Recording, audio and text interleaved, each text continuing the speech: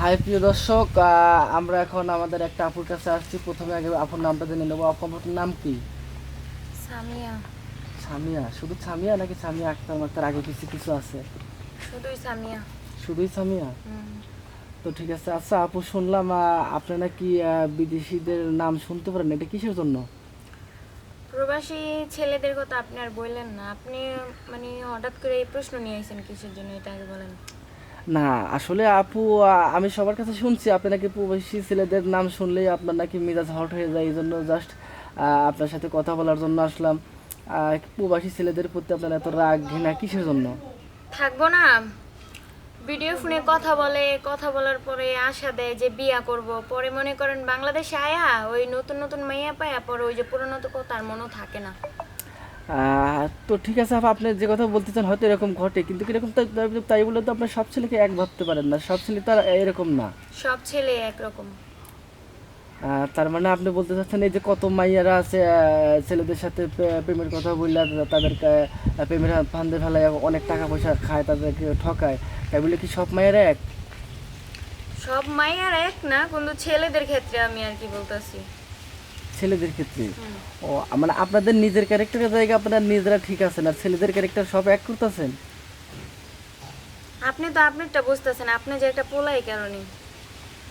হ্যাঁ, কেন বুঝবো না? তার কারণ হচ্ছে হ্যাঁ, আমাদের মধ্যেও খারাপ আছে, আমি তো সেটা নিজেই স্বীকার করতেছি যে ছেলেদের মধ্যে হয়তো দু একজন এরকম আছে, তাই বলে তার সবাই না।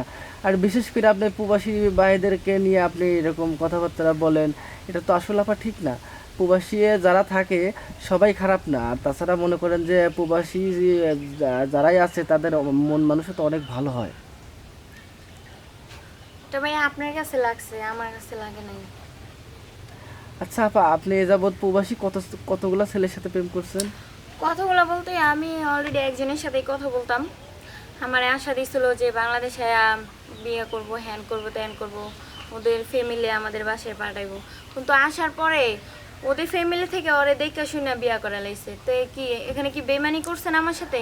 না দেখেন, এই ক্ষেত্রে হয়তো সে অনেক চাপের মুখে ছিল, তার পরিবারের স্বার্থের ক্ষেত্রে হয়তো সে অন্য একটা মেয়েকে বিয়ে করছে।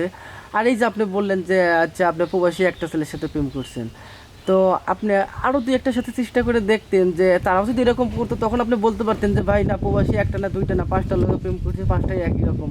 তাহলে আপনি বলতে পারতেন যে সব ছেলেরাই খারাপ। আপনি একজনের সাথে করছেন, সে তো পরিস্থিতির শিকার হয়েও তার বাবা মায়ের পছন্দ মতো বিয়ে করতে পারে।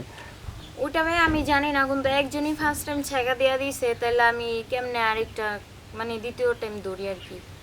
তো আর ধরি নেই, চিন্তা ভাবনা আচ্ছা করি। আপু, মানে আপনার প্রবাসী ওই ছেলের সঙ্গে কি কি হয়েছিল? মানে ভিডিও কলে কোনো কিছু দেখা না, দেখি তো এরকম এরকম কোনো কিছু হয় নাই? কিছু হয় নাই।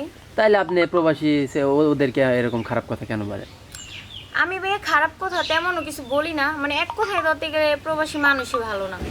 মানে প্রবাসীরা ভালো না? না, মানে আপনার কাছে ভালো না? কার কাছে কিরকম আমি জানি না, কিন্তু আমার কাছে ভালো না।